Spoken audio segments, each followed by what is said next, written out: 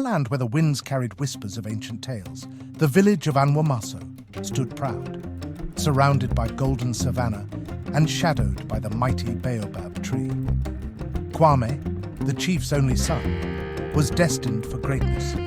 His father's stool, the sacred symbol of leadership, was his birthright. But Kwame's heart was not with power.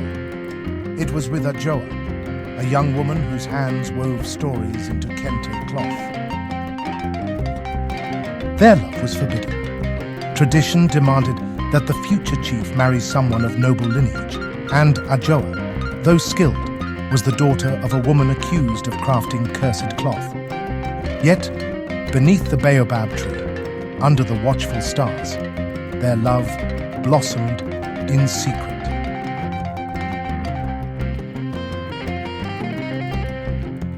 But not all hearts in Anwamaso were pure. Kojo, Kwame's cousin, envied his every step. Kojo craved the stool of power, but he knew he would never win it while Kwame remained. One fateful evening, hidden among the shadows, Kojo overheard Kwame and Adjoa's secret plans to announce their love. His lips curled into a sinister smile. This was the crack he needed to shatter Kwame's world. The very next morning, Kojo approached Nana Abarewa, the chief priest. Together they wove a web of lies. Adjoa's loom, they claimed, had been cursed, and her cloth would bring famine and disease. The villagers, already shaken by a poor harvest, were quick to believe.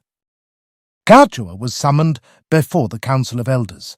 She stood trembling, clutching a piece of her unfinished cloth as the priest held up torn fragments Kojo had planted near his shrine.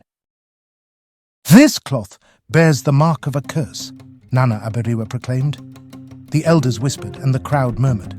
Kwame pleaded with his father, but the chief's voice was heavy with tradition.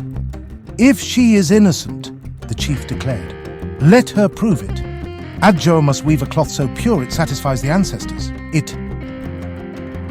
Fearing for her life, Adjoa fled into the forest that very night, with her younger sister Efia by her side and her mother's sacred loom as their only hope. There in the heart of the forest, Adjoa began weaving, a cloth unlike any she had ever created. Each thread carried her pain, her love for Kwame, and her defiance against the lies. Efia kept watch, her sharp eyes scanning the shadows for danger. "Sister," she whispered one night, "what if the ancestors do not hear us?" Adjoa smiled faintly. "They will, Efia. The truth cannot be silenced." The cloth grew, shimmering with patterns that seemed to move and dance. The ancestors, it seemed, were watching.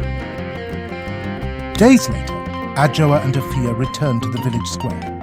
A storm brewed in the skies as the villagers gathered, their faces filled with anticipation and fear. "Behold!" Adjoa cried, unfurling the finished cloth. The patterns glowed with a mystical light, and the winds carried the whispers of truth. "This cloth tells a story," she said, her voice steady. "A story of betrayal, of greed, and of lies."